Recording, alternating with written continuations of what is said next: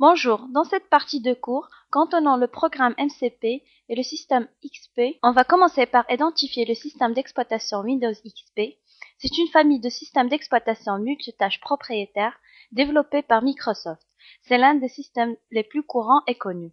Si vous maîtrisez Windows XP professionnel, vous pouvez passer l'examen 70-270 qui vous permet de devenir MCP. Mais ensuite tous les examens requis pour devenir ingénieur système MCSE, avec la possibilité de passer tous les examens de certification Microsoft disponibles. Là, on va commencer notre cours par les notions de base en passant par les grands titres. Premièrement, une petite introduction sur Windows, généralité sur le système d'exploitation Windows XP, ensuite quelles sont les démarches pour obtenir la certification en MCP, et enfin quelles sont les conditions pour installer Windows sur l'ordinateur. Là, on va commencer notre cours par les notions de base, passant par les grands titres. Premièrement, une petite introduction sur Windows, ensuite généralité sur les systèmes d'exploitation Windows XP, puis quelles sont les démarches pour obtenir la certification MCP, et enfin quelles sont les conditions pour installer Windows sur l'ordinateur. On peut dire que l'informatique est caractérisée à la fois par le matériel hardware, mais aussi par les logiciels software. Ces deux éléments constitutifs de la science informatique sont étroitement liés, l'un n'étant rien sans l'autre. On va voir un schéma constitue un système informatique. Utilisateur,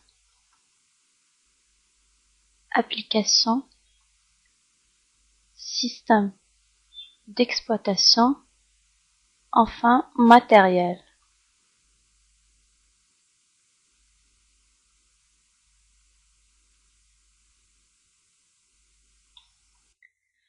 Donc l'ensemble matériel et logiciel permet à un utilisateur d'effectuer un travail sur son ordinateur.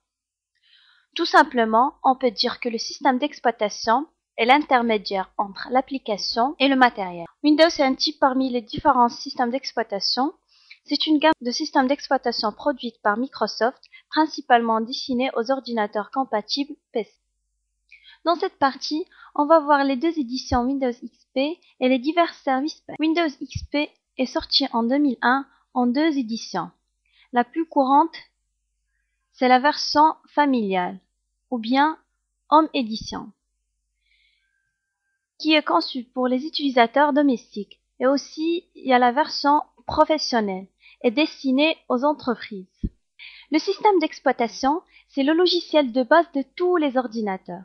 Donc, Microsoft a sorti plusieurs Service Pack 1, Service Pack 2 et Service Pack 3 pour les systèmes Windows, pour réparer les problèmes et ajouter des fonctions.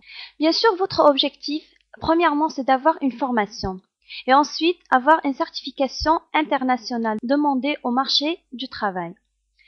Donc, on va vous donner les démarches pour obtenir la certification MCP et d'autres certifications Microsoft. Une fois que vous avez la certification MCP, vous êtes sur le point du commencement du trajet professionnel avec Microsoft pour devenir un ingénieur système MCSE. Vous devez réussir bien sûr ces examens pour avoir ce titre, ingénieur système Windows 2003. Si vous avez obtenu cette certification, vous avez le droit de passer un examen pour obtenir la certification MCITP qui concerne Windows Server 2008. On va schématiser ce qu'on a dit dans un triangle pour mieux comprendre. Le premier niveau, MCP. Vous devez réussir un examen pour l'obtenir. Le deuxième niveau, MCSA. Vous devez réussir 3 examens pour l'obtenir. Et enfin, MCSE. Vous devez réussir 3 examens pour l'obtenir. Donc au total, vous devez réussir 7 examens pour avoir MCSE, ingénieur système. MCP ou bien 70-270 qualifiait le stagiaire à installer, configurer et administrer Windows XP professionnel et destiné aux professionnels qui ont les compétences pour mettre en œuvre avec succès un produit ou une technologie Microsoft en proposant des solutions pour l'entreprise. L'objectif principal de ce programme de formation est de donner aux utilisateurs les connaissances et les compétences Avant de commencer l'installation de XP professionnel sur votre ordinateur, il y a des caractéristiques précises déclarées dans le tableau à suivre. 64 mégaoctets en mémoire vive, 233 MHz en microprocesseur et 2 Go d'espace libre sur le disque dur. Bien sûr, si on veut installer Windows XP sur l'ordinateur, soit on fait une nouvelle installation, soit upgrade, c'est la mise à niveau.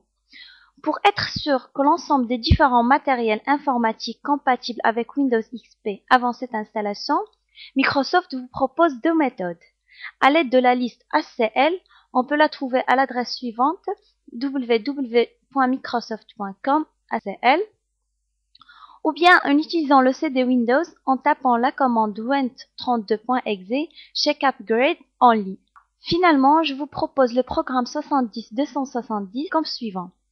Premièrement, une présentation des modes d'installation de Windows XP, puis configuration de Windows XP, ensuite la gestion des disques durs, aussi configuration et gestion des systèmes de fichiers, la résolution des problèmes d'installation, configuration de l'environnement du bureau de Windows XP, concept de fonctionnement de TCP/IP, bureau à distance et assistance à distance, aussi la configuration de Windows XP sur les ordinateurs portables, compatibilité logicielle avec Windows XP, aussi les fonctionnalités du Service Pack 2 de Windows XP et finalement configuration d'Internet Explorer. Dans cette partie de cours, on a vu ensemble une petite introduction sur Windows XP, le système d'exploitation Windows XP, quelles sont les démarches pour obtenir la certification MCP et finalement quelles sont les conditions pour installer Windows sur l'ordinateur. Jusque-là s'arrête notre cours et merci pour votre attention.